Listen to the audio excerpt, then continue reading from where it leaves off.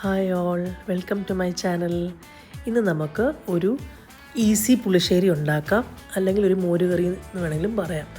അപ്പം അതിന് വേണ്ടി മോര് നമുക്ക് ആദ്യം തൈര് നമുക്ക് കട്ടത്തൈര് എടുത്ത് ഇച്ചിരി വെള്ളം ഒഴിച്ച് നന്നായിട്ടൊന്ന് കുറുക്കിയെടുക്കണം. അതിന് വേണ്ട സാധനങ്ങൾ മുളക് പൊടി വേണം, കുറച്ച് ജീരകം, ഉലുവാപ്പൊടി, മഞ്ഞൾ, കടുക്. ഇനിയൊരു ചീനച്ചട്ടി എടുത്ത് വെച്ച് കുറച്ച് കോക്കനട്ട് ഓയിൽ ഒഴിച്ച് അതിൽ നമുക്ക് ഈ പറഞ്ഞ എല്ലാം ആഡ് ചെയ്യണം. എണ്ണ ചൂടായി കഴിയുമ്പോൾ അതിൽ കടുക് ആദ്യം ഇടണം.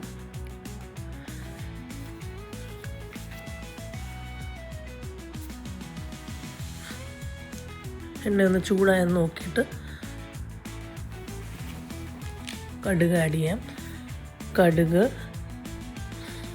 കടുക് പൊട്ടിക്കഴിയുമ്പം ചുമന്ന മുളക് എൻ്റെ ഇല്ലായിരുന്നു, വറ്റൽ മുളക്, അതുകൊണ്ട് ഞാനത് ഇടുന്നില്ല.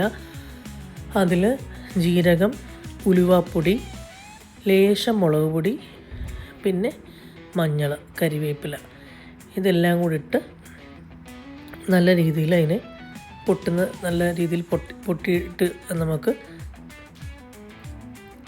തൈര് ഇട്ടിട്ട് നമുക്ക് കടുക് വറുത്തെടുക്കണം. വളരെ ഈസി ആയിട്ടുള്ളൊരു പുളിശ്ശേരിയാണ്. പെട്ടെന്ന് ഒരു 5 മിനിറ്റ് നേരം പോലും വേണ്ട. തൈര് നമുക്ക് ഉപ്പിട്ടിട്ട് നന്നായിട്ട് കട്ടത്തൈരായിരിക്കണം. അത് നല്ലതായിട്ട് വെള്ളം ഒഴിച്ച് നല്ലതായിട്ട് കലക്കി ഒന്ന് ഇതാക്കണം. ഇതിൻ്റെ കൂട്ടത്തിൽ ഞാൻ 2-3 പച്ചമുളക് ചേർക്കുന്നുണ്ട്. അത് ഞാൻ പറഞ്ഞിട്ടില്ലായിരുന്നു നേരത്തെ. ചുവന്ന മുളക് ഇടാത്തതുകൊണ്ട്, വറ്റൽ മുളക് ഇടാത്തതുകൊണ്ട് എരിവിന് വേണ്ടി കുറച്ചൊരു ഇത് കിട്ടാൻ വേണ്ടി 2-3 പച്ചമുളക് രണ്ടായിട്ട് കട്ട് ചെയ്തിട്ടിട്ടുണ്ട്.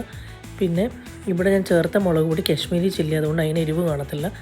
ഇച്ചിരി മഞ്ഞളും കൂടെ ലാസ്റ്റ് ചേർത്ത് നമ്മൾ കളർ ലേശം ഒന്ന് കിട്ടാൻ ആ മുളക് പൊടി ചേർത്തേക്കുന്നത്. അതിനകത്തോട്ട് കലക്കി വെച്ചിരിക്കുന്ന ആ തൈര് ഒത്തിരി വെള്ളമാക്കല്ല, ഇച്ചിരി ഒരു തിക്കും ലൂസായിട്ടുള്ളൊരു കൺസിസ്റ്റൻസി, ഒത്തിരി ലൂസും ആവില്ല, ഇത്തിരി അങ്ങനെ മീഡിയം ഒരു കൺസിസ്റ്റൻസിൽ നമ്മൾ മോര് കലക്കിയതും കൂടെ ഒഴിച്ചിട്ട് നല്ലപോലെ ഇളക്കി നമുക്കത് എടുക്കാം. പെട്ടെന്ന് നമുക്ക് സമയമില്ലാത്ത നേരത്തൊക്കെ നമുക്ക് വേണമെങ്കിൽ ചോറിന് ഉണ്ടാക്കാവുന്നൊരു പുളിശ്ശേരിയാണ്.